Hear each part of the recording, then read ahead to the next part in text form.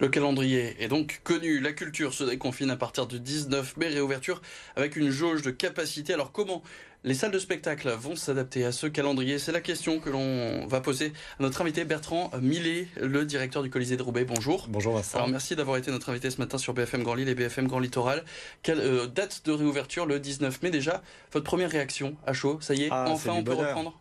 Enfin, c'est vrai que c'est exactement ce qu'on demandait, des perspectives, des dates, des échéances et puis des jauges. Et donc là, on va pouvoir s'organiser un petit peu et puis réouvrir très rapidement. L'organisation, c'est quoi? Alors ça y est, il y a déjà des spectacles de prévus?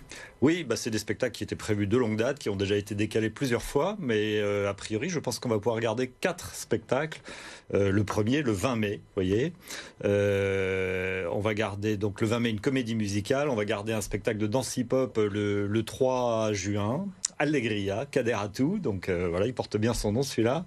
Et puis un concert d'Imani, samedi 5, et puis certainement le concert de Michael Gregorio. Vous voyez, ces 4 événements-là, ils répondent aux critères. Ils sont juste en dessous de 800, donc on va pouvoir les maintenir et puis organiser les choses pour que le public soit bien réparti dans la salle. Il va falloir aussi donc faire attention à ce répartissement. 800 personnes dans une salle de 1700 au Colisée. Ouais. Il y a aussi l'horaire, puisqu'il y a toujours le couvre-feu qui va être en place. Comment on dit aux artistes? Les artistes sont forcément d'accord de jouer Les artistes, ils ont envie d'être sur les plateaux, hein, donc ils vont s'adapter. Effectivement, on va devoir avancer ces spectacles certainement à 19h puisqu'ils ont tous lieu avant la fin du mois de juin.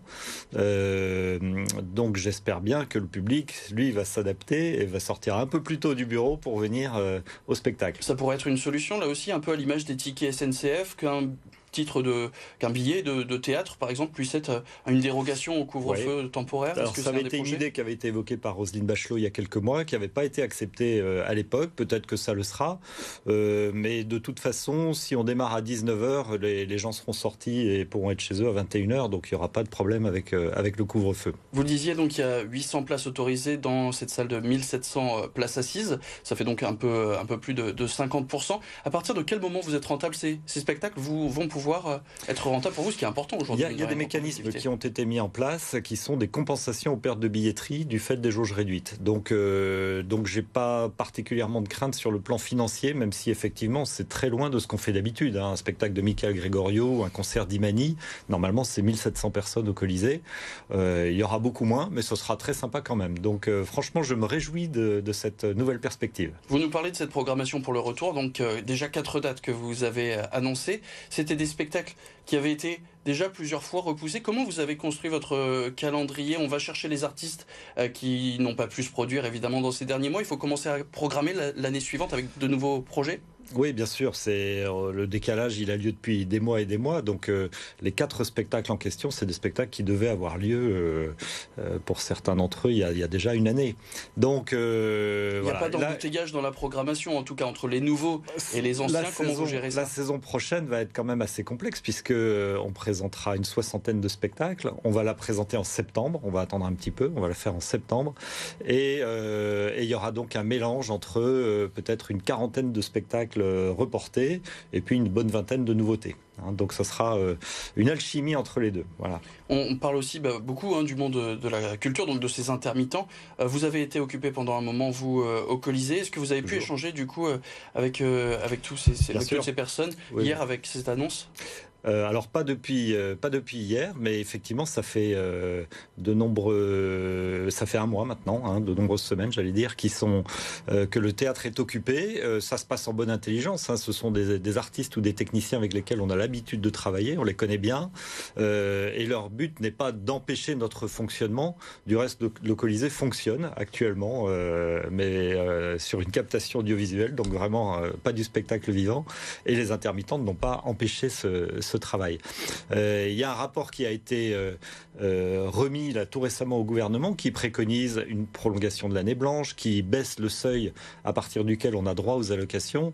Donc je pense que je pense que le mouvement a obtenu quand même une avancée, ou va obtenir en tout cas une avancée importante. J'espère que ce sera vraiment de nature à calmer les esprits et puis à ce que les choses reviennent à la normalité. Que vous puissiez récupérer en fait l'intégralité du théâtre, parce que comment ça va se passer pour vous le calendrier les prochains jours? jours, il faut donc préparer. La première date, c'est donc, vous l'avez dit, le 20 mai. Comment on se prépare? Comment on remet à niveau? Qu'est-ce qu'il faut remettre en état? Peut-être la technique? C'est une vraie question ce que vous dites, puisque c'est vrai que comme ça fait longtemps qu'on n'a pas accueilli de public, eh bien, il va falloir remettre la machine en route, donc remobiliser les équipes, réapprendre un petit peu à fonctionner avec le public. Mais enfin, j'ai aucune crainte, je fais tout à fait confiance à l'équipe, à la fois technique et puis administrative, et on sera tout à fait opérationnel. Si on ouvre les portes le 20 mai, on sera là et vraiment le sourire aux lèvres.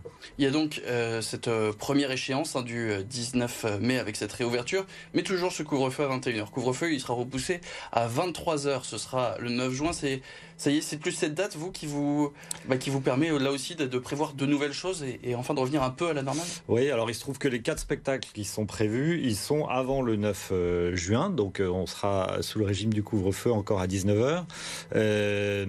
Et après, ça sera pour la rentrée. Donc j'espère de nouveau que les conditions seront un peu plus assouplies à la rentrée, notamment qu'on aura récupéré une jauge plus importante.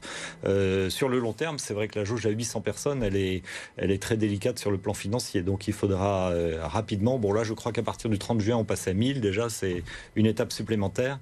Et j'espère vraiment que, voilà, pour l'automne, la nouvelle saison, ce qu'on annoncera mi-septembre, la reprise des abonnements, eh bien, on aura de nouveau recréé un climat de confiance, puisque c'est ça le plus important, donner envie au public de revenir en toute sérénité. Peut-être le pass sanitaire dont on parle. On en reparlera évidemment. Merci beaucoup, voilà. Bertrand Merci Millet, d'avoir été notre invité ce matin. Bertrand Millet, directeur du Colisée de Roubaix. Donc, soulagé, heureux de cette réouverture annoncée le 19 mai prochain pour les théâtres et les ciné.